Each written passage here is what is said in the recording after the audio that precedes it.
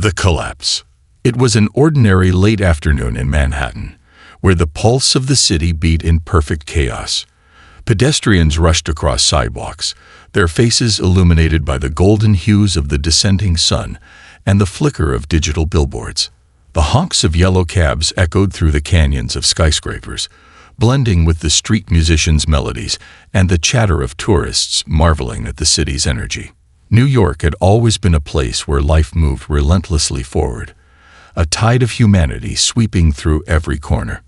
Among the crowd that day, a frail elderly woman ambled along the bustling street. She carried a well-worn shopping bag in one hand and clutched a scarf tightly around her neck with the other, the chilly breeze of early winter nipping at her. Her appearance was unremarkable, an anonymous figure amidst the sea of commuters. But to the observant, there was something in her gait, her hesitancy, that hinted at her fragility. Her name was Margaret, though no one in the crowd knew or even cared to ask. Margaret had spent the better part of her 82 years navigating a world that seemed to quicken with every passing decade, and today had been no different.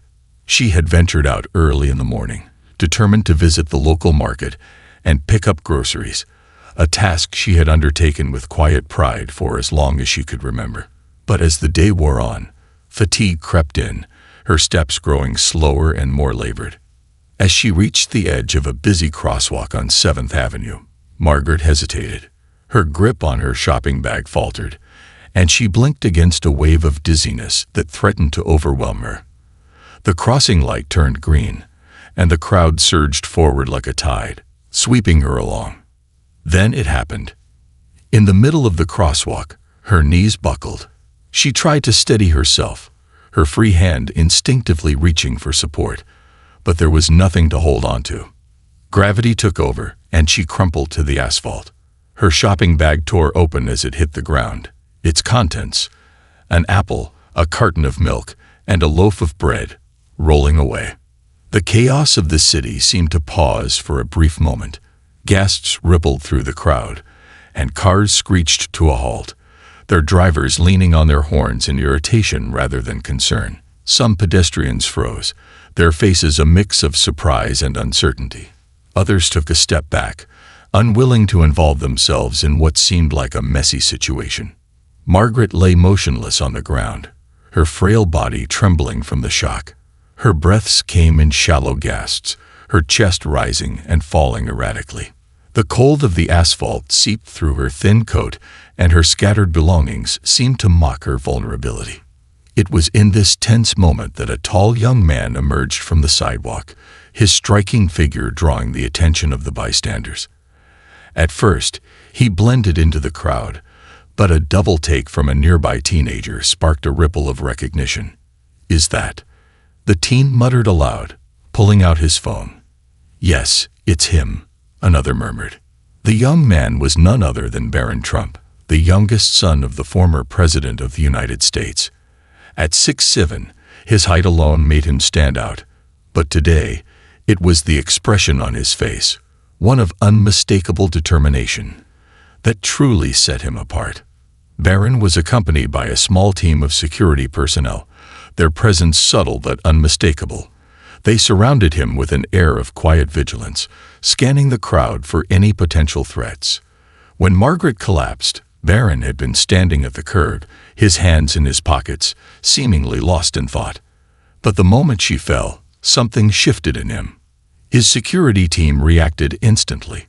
"Sir, stay back," one of them urged, stepping in front of him as if to shield him from the unfolding scene. Barron hesitated for a split second, his sharp blue eyes scanning the situation. The elderly woman lay helpless in the middle of the crosswalk, her belongings scattered like debris. The honking of impatient drivers grew louder, their frustration filling the air. Yet no one moved to help her. "No," he said firmly, stepping around his guard. "Sir, it's not safe," another security agent cautioned, their voices low but urgent. Barron ignored them. Something about the scene struck a chord deep within him. A memory, perhaps of his grandmother's gentle hands or the stories she'd shared about resilience in the face of adversity. He brushed past the protective barrier of his guards and strode toward Margaret, his long strides purposeful. The crowd watched in stunned silence as Barron knelt beside the elderly woman. He moved with a calmness that belied his youth, his presence commanding yet unassuming. He gently placed a hand on Margaret's shoulder, his touch light, but reassuring. "Ma'am, can you hear me?" he asked, his voice steady but filled with concern. Margaret's eyelids fluttered open. Her pale face was etched with confusion and fear, her lips trembling as she tried to speak. "Help me," she murmured, her voice barely audible over the cacophony of the city. "You're going to be okay," Barron assured her, his tone soft yet resolute. He removed his jacket and folded it, slipping it under her head as a makeshift cushion. The gesture was simple but spoke volumes, a stark contrast to the indifference of the crowd. Behind him, his security team worked to control the situation. "Step back, please," one of them called out, holding up a hand to keep onlookers at bay. Another dialed 911, their voice clear and authoritative as they relayed the details to emergency responders. Despite their efforts, the scene grew more chaotic. Bystanders pulled out their phones to record videos, their whispers merging into a collective buzz. "That's Barron Trump," someone said, awe evident in their voice. "What's he doing here?" Barron ignored the growing attention. His focus remained entirely on Margaret, who clung to his sleeve with a frail hand. Tears welled in her eyes, whether from pain or relief. It was hard to tell. "Just breathe," Barron said gently, his gaze meeting hers. "Help is on the way." For the first time since her collapse, Margaret's trembling began to subside. There was something in Barron's presence that calmed her, a quiet strength that made her believe she would be okay. As the minutes ticked by, the wail of an approaching ambulance cut through the noise of the city. But for those who witnessed the scene, the image of a young man kneeling in the middle of a busy street, shielding an elderly woman from the chaos of the world around them, would remain etched in their memories, a testament to the power of compassion in a city that so often forgot its humanity. The ripple effect. The events of that afternoon rippled far beyond the busy Manhattan street where they unfolded. By the time Barron Trump returned to the sanctuary of his vehicle, social media had already erupted. Videos of his actions, taken from every conceivable angle, were trending on platforms like Twitter and TikTok. Hashtags such as #BarronStepsUp and #KindnessInAction began circulating widely, accompanied by clips of him kneeling beside Margaret and helping her to safety. Inside the sleek black SUV, Barron sat silently, staring out the tinted window as the city blurred past. His phone buzzed incessantly on the seat beside him, notifications lighting up the screen with messages from friends, acquaintances, and even strangers. But he paid them no mind. His mind was elsewhere, replaying the moment over and over. Margaret's frail hand clutching his sleeve, the fear in her eyes, and the overwhelming vulnerability of her collapse. "Sir," one of his security team members said from the front seat, breaking the silence. "The media is already picking this up. It's going viral." Barron sighed, running a hand through his hair. "It's not about that," he replied, his voice quiet but firm. "I just did what anyone should have done." The guard nodded but said nothing more. He knew better than to push the subject. Barron had always been private, preferring to avoid the limelight whenever possible. Yet, despite his intentions, the world's eyes were now firmly fixed on him. By the time he returned to his family's residence, the story had already become a media frenzy. News outlets ran headlines like, "Barron Trump breaks the silence with a heartwarming act," and "Trump legacy of kindness, Barron's defining moment." Pundits debated the significance of the event, while social media users divided themselves into predictable camps, some lauding his actions as a beacon of hope, others accusing the scene of being a calculated move for publicity. Inside the grand yet understated home, Melania Trump was waiting. She greeted her son with a mix of concern and pride. "I saw the news," she said, her Slovenian accent softening the edges of her words. "You did a good thing today." Barron shrugged, setting his phone down on the kitchen counter. "I didn't think it would turn into this," he admitted. I couldn't stand there and do nothing." Melania smiled, placing a hand on his shoulder. "The world needs more people who think like that," she said. "Ignore the noise. You did what was right." Her words were comforting, but Barron couldn't shake the feeling of unease that lingered. He had always struggled with the scrutiny that came with his family name, and this sudden wave of attention felt no different. Still, a part of him knew that the moment wasn't about him. It was about Margaret, and the reminder of humanity's shared responsibility to care for one another. Meanwhile, in a modest hospital room across the city, Margaret was being tended to by a team of attentive nurses. The fall had left her bruised but otherwise unharmed, and as she rested on the crisp white sheets, she couldn't stop thinking about the young man who had come to her aid. He was so kind, she told the nurse adjusting her IV. "I never expected someone like him to stop for someone like me." The nurse smiled warmly. "You're lucky he was there," she said, "and it's a good reminder that kindness still exists in the world." Margaret nodded, her eyes misting with tears. She had lived a long life, filled with its fair share of challenges and triumphs, but this moment, this simple act of compassion, had touched her in a way she hadn't felt in years. As she closed her eyes to rest, she made a silent promise to pay the kindness forward, however she could. The story's ripple effects continued to grow. In schools across the country, teachers used the viral video as a teaching moment, discussing the importance of empathy and taking action in the face of others' suffering. At dinner tables, families shared the story, debating its implications and marveling at the rarity of such selflessness in a world often consumed by self-interest. Charities and advocacy groups reached out to the Trump family, hoping to channel the newfound attention into meaningful causes. One organization, dedicated to supporting the elderly, saw a surge in donations and volunteers inspired by the incident. Their director penned an open letter to Barron, thanking him for reminding the world of the struggles faced by the older generation. But perhaps the most profound impact was felt in the hearts of everyday people who had witnessed or heard about the event. Strangers began performing small acts of kindness, inspired by the young man who had stopped in the middle of Manhattan's chaos to help someone in need. A coffee paid for here, a helping hand offered there, each gesture a testament to the power of one moment to ignite a movement. As the days passed, Barron remained quiet, choosing not to comment publicly on the incident. But the world didn't need his words. His actions had already spoken louder than anything he could say. In a time of division and uncertainty, his simple act of compassion had become a beacon of hope, reminding everyone that true character is revealed not in grand gestures, but in the quiet moments when doing the right thing requires no audience. For Margaret, Barron, and the countless others touched by the story, the events of that day were a reminder of a simple but profound truth. Kindness, no matter how small, has the power to change the world. Bridging the divide. A week after the incident, Barron found himself on the receiving end of an unexpected phone call. The line crackled with the voice of Sarah Williamson, the director of Hope for Seniors, a nonprofit organization dedicated to supporting the elderly. She had managed to secure the contact information through mutual connections, determined to express her gratitude. "Mr. Trump," Sarah began, her tone measured but filled with appreciation.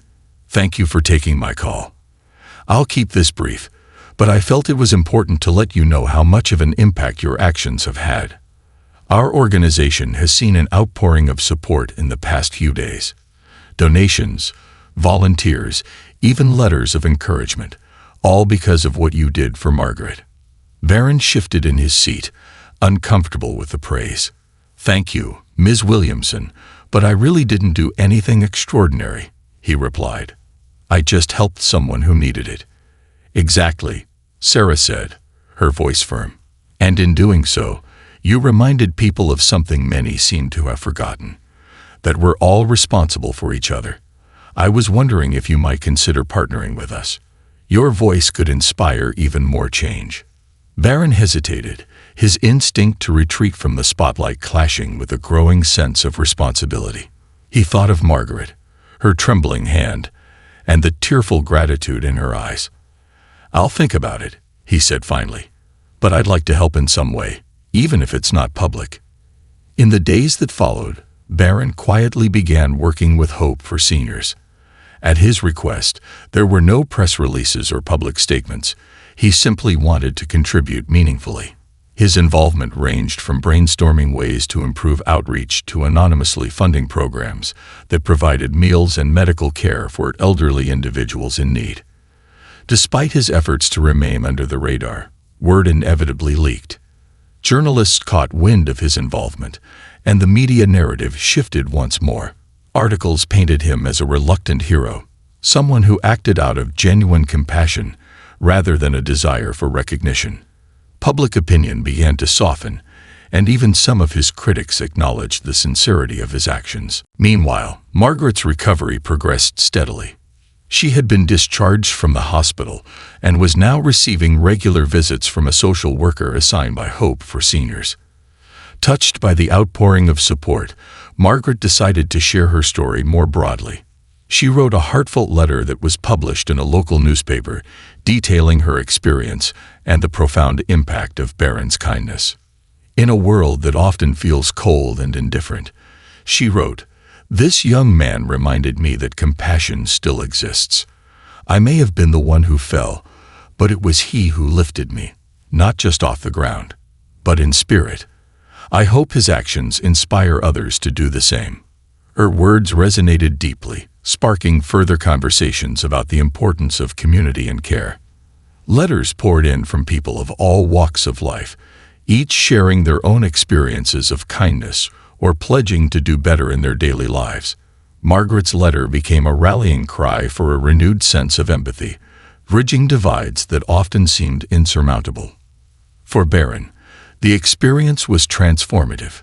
What had begun as a spontaneous act of decency had evolved into something far greater, a movement he hadn't intended to start, but now felt compelled to nurture. Slowly, he began to embrace the idea that his actions, and the platform he had so often resented, could be used for good. One evening, as he sat with his mother discussing his growing involvement with Hope for Seniors, she placed a hand on his arm. "You have a good heart, Barron," she said softly. "And sometimes, the world needs to see it." Barron met her gaze and nodded. For the first time in a long while, he felt at peace with the attention. If his name could bring light to issues that mattered, perhaps it was worth enduring the scrutiny. And so, what began as a single moment of kindness on a busy New York street continued to ripple outward, touching lives and reminding the world of a truth too often forgotten, that even in the face of division, small acts of humanity have the power to unite us all. Barron Trump Story Part 5. Part 5. The next chapter. Months had passed since that fateful day when Barron Trump stepped into the chaotic intersection of Manhattan to help Margaret. While the world had largely moved on to the next headline, the impact of his actions continued to unfold in quiet, meaningful ways. Barron had become an unofficial ambassador for Hope for Seniors, though he maintained his preference for working behind the scenes. His contributions to the organization were both financial and personal. He attended strategy meetings, helped design outreach campaigns, and even visited senior centers, much to the delight of residents who were charmed by his humility and warmth. Despite his initial hesitations, Barron found himself deeply invested in the cause. He learned about the struggles faced by the elderly, from isolation and inadequate health care to financial instability. These stories resonated with him, fueling his determination to make a difference. One particular moment stood out to him. During a visit to a senior center in Queens, he met a woman named Esther. At 87 years old, she was spry and sharp, but her life had been anything but easy. She shared stories of raising 5 children on a factory worker's salary, losing her husband to cancer, and the loneliness that crept in as her family scattered across the country. "You remind me of my youngest grandson," Esther said with a chuckle, her hand resting lightly on Barron's arm. Always quiet but always thinking. Don't lose that. Her words stayed with him. They reminded him of the power of connection, the importance of being present for others, and the responsibility he carried, not because of his name, but because of his actions. Meanwhile, Margaret's life had taken a turn for the better. The fall that had once symbolized her vulnerability had become the catalyst for a new chapter. With the support of Hope for Seniors, she had joined a community group that helped older adults stay active and engage. She also began volunteering at a local library, sharing her love of books with children who eagerly listened to her stories. Margaret often thought of Barron and the kindness he had shown her. Though they hadn't seen each other since that day, she followed his quiet advocacy from afar, smiling at the knowledge that her unlikely hero was making a difference. One afternoon, as she sipped tea in her cozy apartment, she received an unexpected letter. It bore a simple return address and elegant handwriting. Her hands trembled slightly as she opened it, revealing a short note from Barron himself. "Dear Margaret, I hope this letter finds you well. I've been thinking about you and wanted to let you know how much our brief encounter has impacted my life. Your strength and grace reminded me of the importance of compassion and community. I'm so glad to hear you're doing better and that you found new ways to thrive. Thank you for inspiring me to be better and do better. Please don't hesitate to reach out if there's ever anything I can do for you. Warm regards, Barron Trump." Margaret read the letter twice, tears brimming in her eyes. She placed it carefully in a small wooden box on her desk, a treasure she would revisit whenever she needed a reminder of the goodness that still existed in the world. While Barron's involvement with Hope for Seniors deepened, his public perception continued to evolve. The media's initial frenzy had given way to a more measured admiration. Articles highlighted his consistent efforts, often contrasting him with the stereotypical image of privilege. He became a symbol of how anyone, regardless of status, could choose to make a positive impact. At a private fundraising gala for Hope for Seniors, Barron reluctantly agreed to deliver a speech. The event was attended by philanthropists, business leaders, and community organizers. Dressed in a simple black suit, he took the stage with quiet confidence. "Good evening," he began, his deep voice carrying through the elegant hall. "I'm not one for speeches, but I felt it was important to share why this cause means so much to me." He paused, his gaze sweeping the room. "A few months ago, I met someone who changed my perspective on life. Margaret taught me that small acts of kindness can have a ripple effect far beyond what we can see. Helping her reminded me of the responsibilities we all share to look out for one another, especially those who might otherwise be overlooked." Barron's words were simple but heartfelt. He spoke about the need for systemic change to address the challenges faced by seniors and the importance of fostering a culture of empathy. By the time he stepped off the stage, the room was filled with applause, not just for his speech, but for the authenticity behind it. The next day, the story of the gala made headlines, but Barron paid little attention. His focus remained on the work at hand. Hope for Seniors had launched several new initiatives, including a mentorship program that paired younger volunteers with older participants, fostering intergenerational connections. Barron himself participated, spending afternoons with Esther and others like her, learning from their wisdom and sharing his own insights. As the months turned into a year, the legacy of that singular moment in the Manhattan crosswalk continued to grow. Barron had not only helped Margaret, but had also ignited a movement that inspired countless others to act with kindness and purpose. For Barron, the journey was far from over. He knew there would always be more work to do, more people to help, and more lessons to learn. But for the first time, he felt truly at peace with the path he was on. He had discovered his own way of making a difference, one small act at a time. A new dawn. The morning air was crisp as Barron walked through Central Park, his footsteps quiet on the gravel path. The park was a place he often sought for reflection, a refuge from the noise of the city and the expectations that came with his name. Today, however, was different. He wasn't alone. Beside him walked Margaret, her pace steady and her face glowing with vitality. She wore a light blue scarf that fluttered in the breeze, a gift from the children at the library where she volunteered. It had been nearly a year since their paths first crossed, and this reunion marked a special milestone for them both. "I've always loved this park," Margaret said, her voice filled with warmth. "It's like a living reminder of how life keeps moving, no matter what." Barron smiled. "I come here to think, to remind myself of what's important." Margaret nodded, her eyes scanning the trees just beginning to bud with spring leaves. "You've done so much, Barron. For me, for others. I'm proud of you." Her words, simple yet profound, struck a chord. Barron had spent the past year focused on his work with hope for seniors, but hearing Margaret's gratitude reminded him why he had started this journey in the first place. It wasn't about recognition or legacy. It was about making a difference, one person at a time. That afternoon, they attended a community event organized by Hope for Seniors. Held in a sunlit plaza surrounded by blooming flowers, the event celebrated the connections forged between generations. Seniors shared their stories, while children performed songs and dances they had practiced for weeks. It was a joyful, vibrant scene that encapsulated the mission Barron had come to embody.